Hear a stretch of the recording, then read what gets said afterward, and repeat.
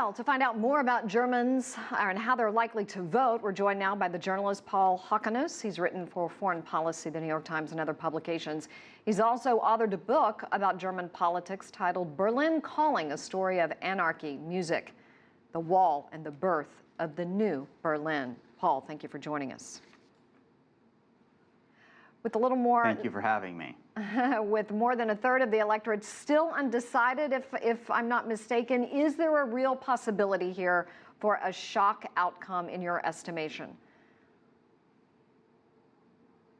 Absolutely not. I think we know pretty much what's going to happen. I mean, the polls are clear that Angela Merkel and her Christian Democratic Party are going to win, and they're going to have the choice to form the coalition. I mean, there's also pretty clear that in second place, the Social Democrats are going to come, and that they will have the choice then of continuing with the Grand Coalition together with Merkel, which has been in power the last 4 years.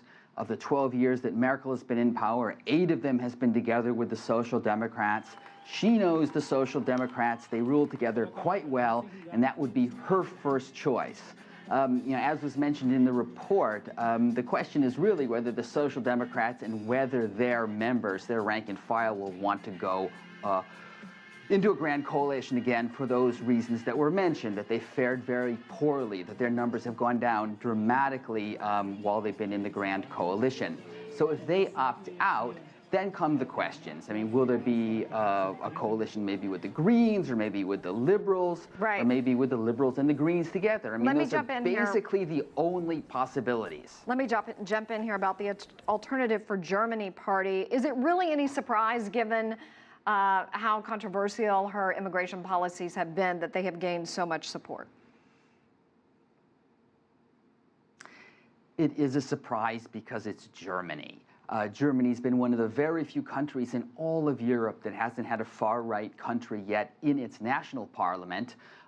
In 13 out of 16 of the federal states, on the regional or local level, that is, they have entered over the past couple of years, and it's been quite a traumatic thing for Germany. In Germany, the World War II past is never that far from mind, and it is for this reasons that Germans are so concerned and are very often skeptical about right-wing or nationalist parties, nationalism as such.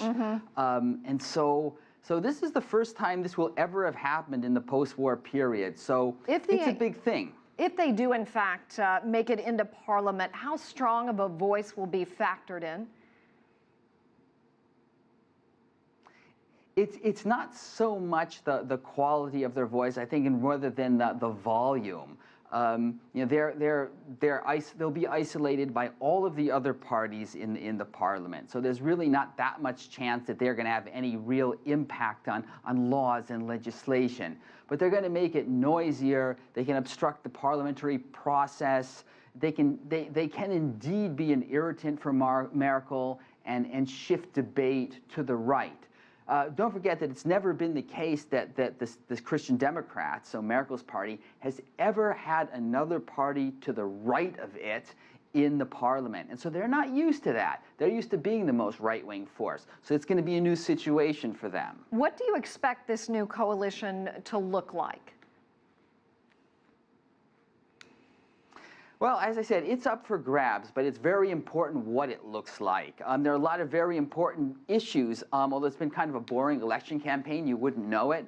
But I mean, EU reform is coming up, and the way that the coalition looks is going to impact what line the Germany is going to take on EU reform, how well it will work together with the French President Emmanuel Macron, and how well it will deal with Euro reform, and what way it will lean on migration. Merkel's a very important person in dealing with the new autocrats, with Trump and Putin and in Turkey Erdogan. So the coalition is going to be important in that aspect. What